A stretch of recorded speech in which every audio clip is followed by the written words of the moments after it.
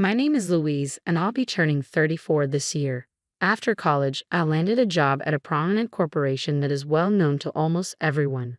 The company offered a competitive salary even for entry-level positions, but the high pay came with its own set of challenges. I found myself traveling frequently for business or training, often working overtime and during holidays. It was demanding, but I felt a deep sense of fulfillment in my role. By the time I was 28, I had been promoted to department head, a rapid advancement, especially for a woman. 4 years ago, I married Brian, who had been my boyfriend for 2 years. We were introduced through a mutual friend who was concerned about my single life and thought we'd be a good match. Initially, I wasn't interested in dating or marriage. I had always envisioned a single life, and the idea of tying the knot seemed far-fetched. Brian, however, was quite clear from the beginning. He said, "I want to get married soon and have kids. Raising them when we're older will be tougher, don't you think?" I wasn't keen on having children and found the idea of marriage rather absurd, especially since we didn't know each other well.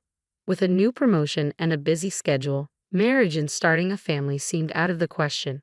Whenever Brian brought up marriage, I would gently deflect, saying, "You're rushing things. We need to get to know each other better. Marriage involves more than just the two of us." Brian proposed, "All right, let's date for 2 years and then get married. By then, we'll know each other well enough, won't we?" At the time, I doubted we'd make it through 2 years, but surprisingly, we did, and we married. Throughout our relationship, Brian was faithful, responsible, and genuinely kind. He was dedicated to his work, although his considerable ego was a constant source of irritation. He would complain at home about criticism from his superiors, saying things like, "I did it because I thought it was best, but they act so bossy. I don't need to be told what to do." It was evident that he was being called out for his mistakes, yet he seemed unable to handle criticism, whether from a superior or elsewhere. When we decided to have a dinner to introduce both families, Brian chose a restaurant that charged over $200 per person and asked me to cover half of the cost. Given the extravagant price, I suggested a more affordable option, but Brian insisted, "This is important. If I choose a cheaper place, they'll think I'm stingy and won't take me seriously." I thought he should cover the expense himself if it was so crucial, but he responded, "I can't afford to pay for 8 people with my salary, maybe just 3. So could you cover the remaining 5? This meant I ended up paying more than half of the total bill. We had 4 people from each family, making a total of 8, yet Brian proposed a venue that he couldn't even fully afford for his own family. I wasn't thrilled about his choice, but when he told everyone at the dinner, "Don't worry about the bill today, I'll take care of it," I chose to stay silent despite my frustration. Everyone seemed pleased, and I figured it was best to let him handle the situation, even if it meant swallowing my concerns. In retrospect, I regret not reconsidering our marriage. Brian's behavior changed drastically after we got married. He began addressing me in a condescending manner and stopped being the supportive partner he once was. Before marriage, he had promised to help with household chores, but once we were married, his attitude shifted. He would say things like, "What will the neighbors think if they see a man hanging out laundry? Besides, household chores are a woman's responsibility. I'm working hard outside, so I deserve to relax at home." Despite my busy schedule, he never lifted a finger to help. Does he really believe that people would be shocked to see a man doing laundry?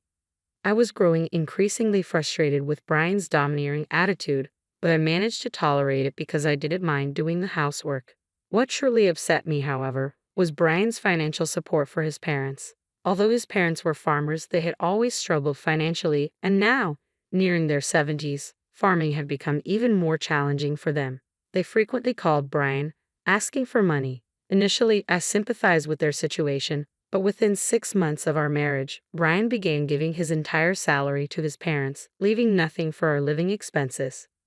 I confronted him, saying, "This is too much. It's unreasonable for me to cover all the living expenses with my salary alone." Brian responded, "How can you say that when my family is in trouble? They're your family too. Besides, you earn more than I do, so you should be able to manage." He refused to listen to my concerns. On the phone with his parents, Brian would reassure them, "Don't worry, I'm taking care of everything with my salary. I won't let her complain about it." It seemed like he was only sending a portion of his salary, but in reality, he was giving them every cent. With no money left for himself, he started asking me for pocket money, saying, "Can you give me about $200? I can barely afford lunch." I finally decided I couldn't continue like this and suggested, let's set a monthly limit on the amount we send to your parents. You need to find a way to cover your own lunch expenses. Brian agreed, saying, got it. We'll do that. Yet he continued to send his entire salary to his parents each month. This was one issue I simply couldn't endure any longer. One day, I had to be away from home for about 2 weeks on a business trip. Brian texted me, 2 weeks. What am I going to eat? And what about my laundry? Despite knowing my job required frequent travel, his message felt childish and unreasonable. I replied, figure it out yourself. You're a grown man. If you can't manage, why don't you go back to your parents' house while I'm away? Reluctantly, Brian agreed. When I returned home 2 weeks later, I was surprised to find Brian's sister, Elizabeth, at our place. We hadn't seen her since our wedding, and I wondered if something was wrong. Elizabeth greeted me with a cheerful, albeit puzzling, smile and said, hi, Louise. It's been a while. Oh, and the money? Confused, I asked, money? What are you talking about? Without hesitation, Elizabeth responded, oh, Brian mentioned that since you have savings, you'd be providing the start of capital for my business. He said not to worry because you have at least $1 million. I was completely baffled. Just then, Brian walked in carrying my passbook and seal. Seeing my reaction, he said, welcome back. Perfect timing. I'm giving your savings to Elizabeth. You know Elizabeth, right? She's a nail artist who's always dreamed of opening her own shop. She's been saving up, but she's still about $1 million short. I remember your savings from before we got married are exactly $1 million, so I told her she could have it. He handed the passbook and sealed to Elizabeth with a smile, saying, you're lucky. This will make your dream come true. Be grateful, okay? I couldn't keep quiet any longer. I snapped, what are you talking about? That's my money. Why are you making this decision on your own? I'd understand if you wanted to lend it, but we'd need a promissory note and a repayment plan. But to just give away someone else's savings without any of that, what are you thinking? I reclaimed the passbook and seal from Elizabeth. Brian looked at me with annoyance and said, what's the big deal? We're family, aren't we? It's absurd to write a promissory note for family members. Besides, we're not lending it, we're giving it. You don't even have any hobbies because you're always working. It's a waste to just keep the money. Elizabeth has a dream. Isn't it better to use it to help her achieve that? His glare made it clear he wasn't open to discussion.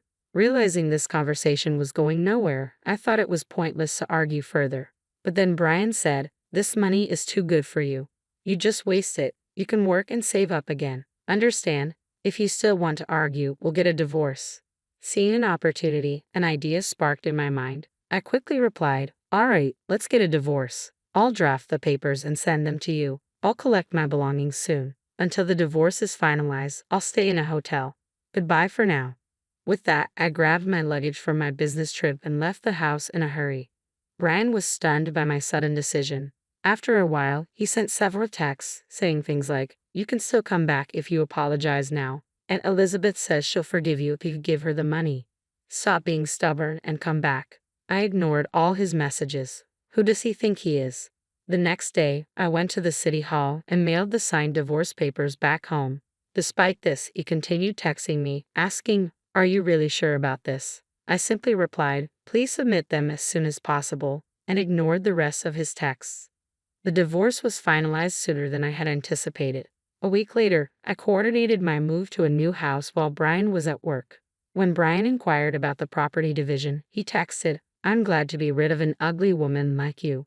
We're strangers now. Make sure you divide the property properly since we're divorced. I left most of the furniture and appliances behind and deposited half of the small savings I had accumulated during our marriage into his bank account. That night, my phone was flooded with calls from Brian. At first, I ignored them, thinking, here we go again. But soon I began receiving calls from Elizabeth as well. Finally, I answered, and Brian yelled, hey, what's the deal with the property division? This is ridiculous.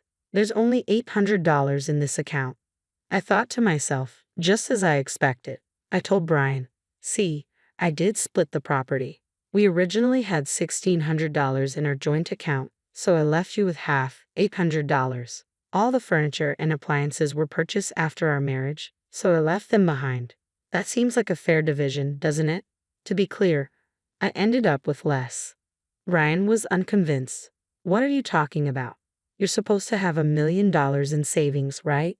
So half of that, $500,000, should be mine. Plus, you have that inheritance from your grandpa. That should be divided too. I was taken aback and couldn't help but laugh. I had anticipated this. Otherwise, I doubt Brian would have agreed to the divorce so easily. I managed to suppress my laughter and explained, "Listen, Brian, property division only involves marital assets. My savings from before we were married and my inheritance don't count as marital assets. I consulted a lawyer and divided our marital assets properly.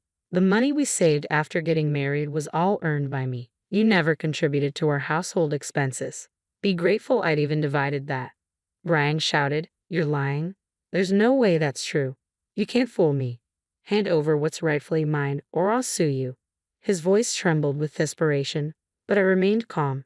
"Go ahead. Sue me if you want. I hadn't deceived you, and the property division was fair. I'm not afraid of legal action." Hearing this, Brian quickly changed his tune. "Wait, let's forget about the divorce. I was wrong. Come back to me." He completely backpedaled and begged for reconciliation. I replied firmly, "What are you talking about? The divorce is final, and I have no intention of coming back. This isn't a joke." I added, "Since this is the end, let me be clear. If you continue living there, you'll need to cover the rent yourself. It's about $1,800 a month. You probably didn't realize because you've never paid it before."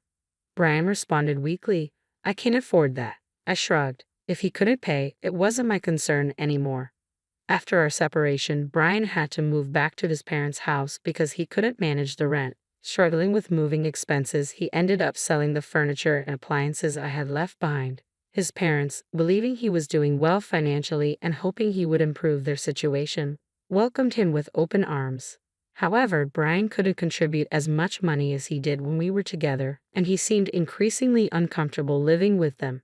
Elizabeth, who had been reassured by Brian that money was no concern and had started preparing to launch her own business, found herself in a difficult spot. Without access to my savings, her startup plans were put on hold. She faced significant setbacks and frustrations as she had to cancel the preparations she'd made. Brian, in turn, faced Elizabeth's anger and disappointment. But that was no longer my concern. I'm currently focused on my work and enjoying living alone. I've had my fill of marriage and have no intention of rekindling things with Brian. He still sends messages asking to get back together, but I ignore them completely. It's somewhat amusing to get updates on his situation now and then, but I'm planning to block him soon.